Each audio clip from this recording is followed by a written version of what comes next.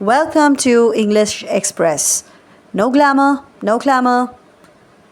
Simple explanations for last moment revision. We are moving on to Chapter 9 of To Kill a Mockingbird. Chapter 9 is significant for the events which will take us to the next part of the novel, that is part 2.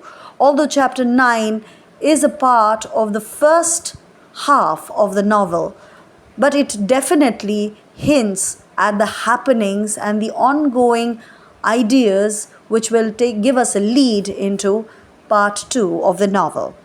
In chapter 9, we observe Scout having a fight with a classmate, Cecil Jacobs.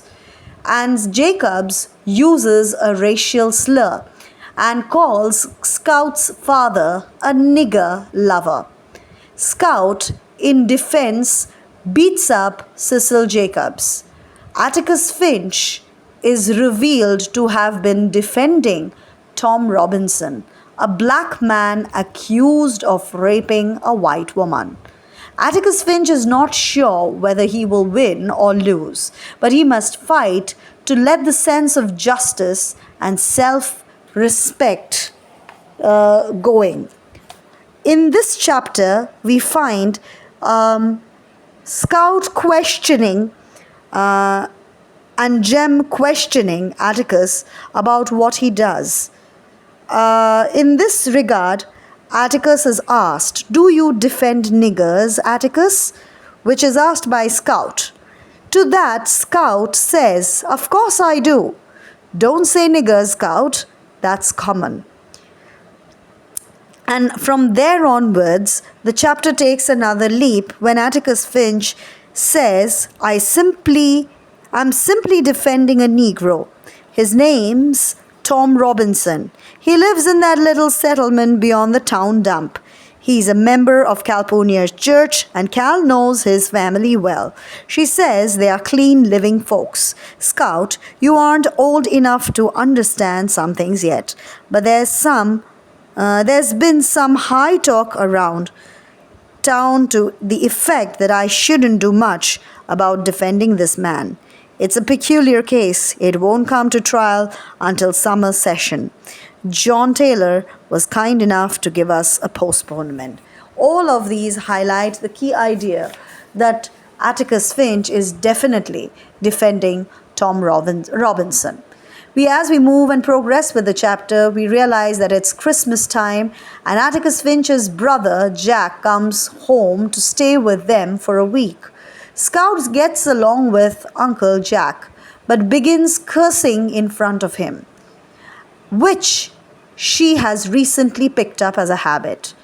Atticus, who is a very concerned father, explains to Scout that she should not be cursing. Scout goes on to visit the landing place of the Finches, though quite unwillingly, where she happens to meet her aunt Alexandria and her husband, who live over there in that particular place. Alexandria, who is Atticus' sister, and along with Alexandria, her grandson Francis is also staying there.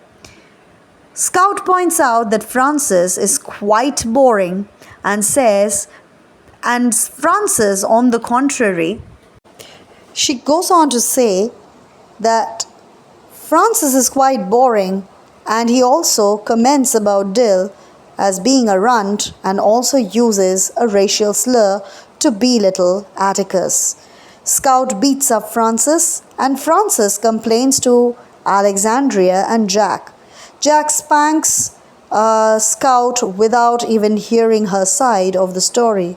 But when she finally convinces and reveals the truth to him, Uncle Jack is infuriated. But Scout does not want Atticus Finch to know about this, hence keeps quiet and asks Uncle Jack to be mum about the same.